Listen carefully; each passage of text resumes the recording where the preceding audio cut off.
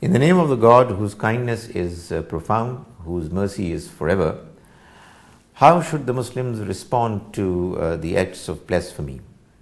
Well, the answer that we get from the seerah, the practice of the Prophet, may Allah's mercy be on him, is that we should respond very politely. We should respond by ignoring what these people are saying and doing. We have got a more important task to discharge and deliver, and that is to present before the entire mankind the true faith and the true message of Islam, which is non-violent, which is peaceful, which promotes love and not hatred, and which clarifies the misunderstandings that are there in the minds of people. Whoever makes a negative statement about our beloved Prophet, may Allah's mercy be on him, does so because he or she understands Islam and the Messenger of Islam through us Muslims who are living in the present times. Therefore, any criticism or act of disrespect against the Prophet should be taken by the Muslims as a criticism against the behavior and the teachings that the Muslims are promoting. We can promote the respect for the Prophet, may Allah's mercy be on him, by letting people know what the true Islam is, by patiently responding to the criticisms and the questions raised by the Muslims, by the non-Muslims.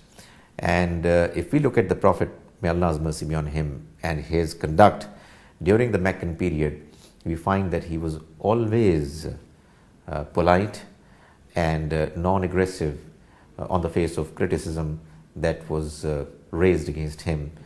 People would try to insult him, but he would ignore. And that is exactly what the Quran also wants us to do. Instead of indulging in the unnecessary exercise of mudslinging at each other, we should concentrate and focus on the more important task of letting people know what the message of Islam is.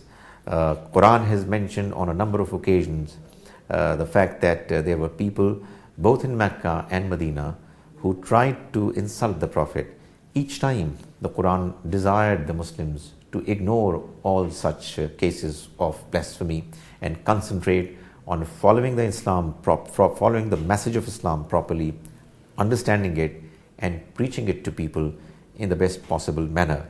Because if we start getting ourselves involved in the task of responding angrily, aggressively and violently, for one thing, we will destroy our own installations, our own assets, which of course is not going to be of any purpose for the cause of Muslims.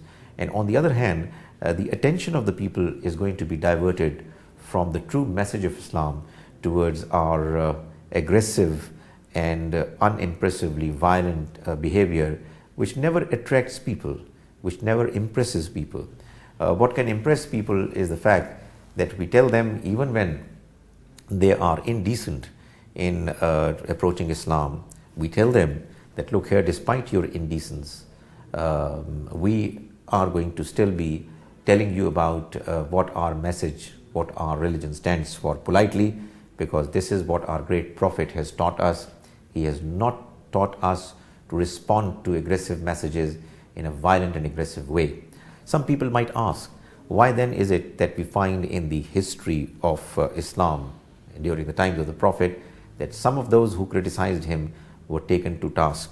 Well, the answer is that the Prophet, may Allah's mercy be on him, was a messenger of God about whom it was declared in the Quran that, like all other previous messengers, in his case too, after a certain deadline would be reached, if there are people who are going to oppose him, they are going to be punished by the Almighty.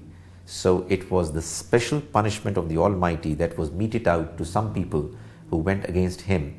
It was not a policy that was required to be followed by Muslims for all times to come. It was an era-specific policy which was meant only for the times when the Prophet was there, and that too after a certain deadline was reached. Therefore, for us, the glorious example of the Prophet is the one which we see in his conduct during Mecca, during the early part of Medina, wherein whenever somebody tried to blaspheme against him or insult him, he would ignore, he would be polite, and he would concentrate and focus on the true message of Islam to let people understand it properly.